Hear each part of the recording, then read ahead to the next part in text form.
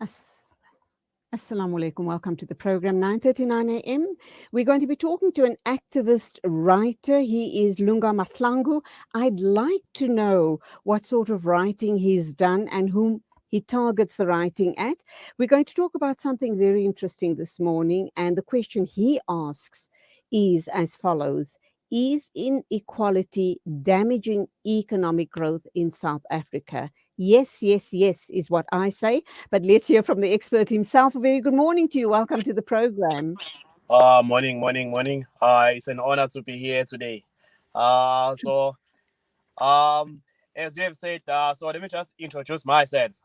So my name is Semba. For those who don't know me, so I'm an activist and then I'm also an author.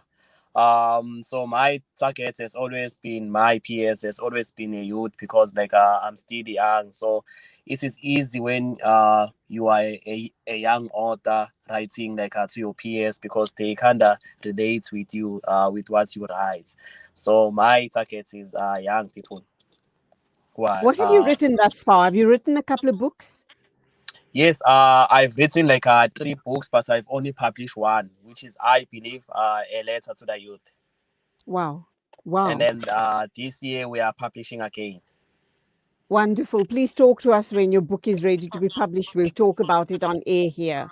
Now, you're asking a very important question, and added to that is the issue around load shedding is worsening the country's unemployment. And of course, the other part, which is highly important, and I don't think a lot of people are recognizing this, but you have recognized it, and that is that this is impacting on our mental health crisis. Talk to us about that because it's a very serious issue. Lunga, have I lost you? Are you there? Your picture has just frozen. Okay, we're going to try and reconnect with Lunga. Let's take a short break very quickly. And if we still have problems reconnecting, we're going to have to reschedule for tomorrow. But let's take a quick break and see if we can reconnect with Lunga Mahlangu. He's an activist, he's a writer.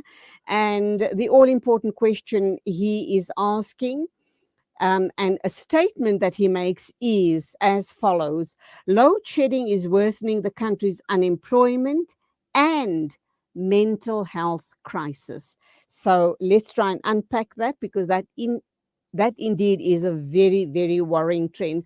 You know, when we go back to the years of COVID, I have a sister in law who is a psychiatrist, and she was saying to me, and lots of other health professionals said this as well at the time, that apart from all of the other damage that COVID had done to the global community, one of the biggest impacts on us as a society was the mental health crisis or the mental health issues. And once again, we come back to the issue of we're in a crisis situation in South Africa. Load shedding has wreaked havoc in our lives. People have lost their livelihoods.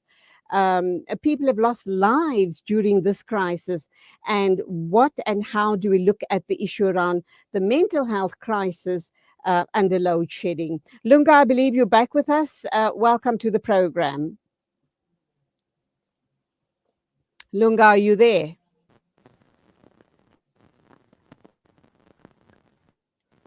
Lunga, are you there? Can you hear me? Yes, I can hear you.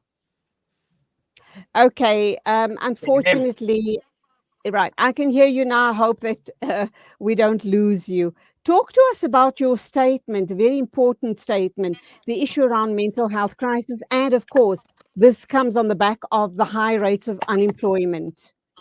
Yes. Okay. Sorry about what happened. I think it has to do maybe with load shedding. So it has become our norm in our country. And unfortunately, so we are running away from the fact there's there is a pandemic which is a mental health.